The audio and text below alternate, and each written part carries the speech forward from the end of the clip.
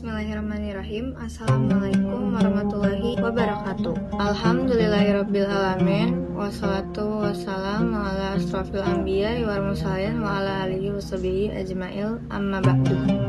Puji syukur kita panjatkan atas kehadiran Allah Subhanahu wa Ta'ala yang memberikan kita nikmat iman dan kesehatan sampai saat ini. Shalawat serta salam tidak lupa kita panjatkan kepada Nabi besar kita, Nabi Muhammad SAW, dan semoga kita kelak menjadi umatnya yang mendapatkan syafaatnya di yaumul akhir kelak. Amin ya rabbal alamin. Jamaah yang dirahmati Allah Subhanahu wa Ta'ala, marilah kita bersama mensyukuri nikmat yang tiada hitungnya yang diberikan oleh Allah Subhanahu wa Ta'ala. Marilah kita tingkatkan ketakwaan kepada Allah Subhanahu wa Ta'ala dengan menjalankan semua perintahnya dan menjauhi larangannya, karena hanya takwa kita selamat di dunia dan di akhirat.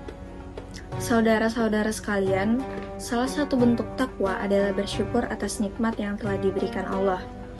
Allah Ta'ala berfirman dalam surat Ibrahim ayat 7, La in syakartum la azidannakum wa la in kafartum inna azabi lasyadid.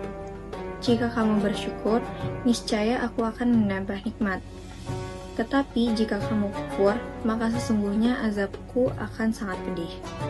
Ayat ini menegaskan bahwa syukur akan mendatangkan tambahan nikmat, sedangkan kufur nikmat justru mengundang murka dari Allah Subhanahu wa Ta'ala. Namun, jamaah yang berbahagia, seringkali manusia baru ingat bersyukur ketika kehilangan. Padahal, kita menikmati nikmat Allah tanpa henti. Udara yang kita hirup, makanan yang kita makan, kesehatan yang kita rasakan, bahkan waktu yang kita miliki, semua itu adalah karunia besar dari Allah Subhanahu wa Ta'ala.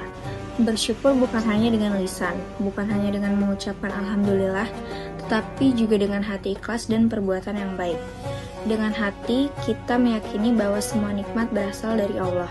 Dengan lisan, kita mengucap pujian dan zikir kepadanya.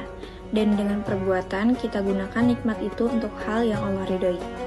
Sebagai contoh, nikmat sehat digunakan untuk beribadah, bukan hanya untuk bermaksiat.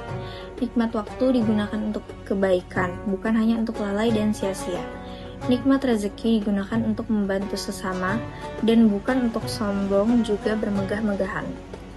Rasulullah Shallallahu Alaihi Wasallam bersabda, lihatlah kepada orang yang di bawah kalian, dan jangan melihat kepada orang yang di atas kalian.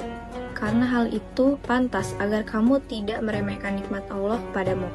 Hadis riwayat Bukhari dan Muslim. Hadis ini mengajarkan agar kita selalu melihat ke bawah dalam urusan dunia, agar hati kita tidak iri dan selalu merasa cukup. Jamaah yang dimuliakan oleh Allah Subhanahu wa Ta'ala, orang pandai bersyukur akan selalu tenang, bahagia, dan dekat dengan Allah. Sedangkan orang yang kufur nikmat, hatinya akan selalu gelisah dan tidak pernah puas. Karena itu, marilah kita membiasakan diri untuk selalu bersyukur di saat senang maupun susah, di saat lapang maupun sempit. Kita syukuri segala keadaan, karena di balik setiap pujian selalu ada hikmah dan kasih sayang dari Allah Subhanahu wa Ta'ala. Mari kita jadikan hidup ini dengan penuh rasa syukur, bukan keluh kesah. Sebab orang yang bersyukur akan selalu merasa cukup dan bahagia dengan apa yang Allah berikan. Jemaah Jumat yang dimuliakan Allah, marilah kita selalu mengingat bahwa setiap nikmat sekecil apapun berasal dari Allah. Jangan menunggu kehilangan untuk bersyukur. Nikmat sehat, waktu, keluarga, dan iman semuanya adalah karunia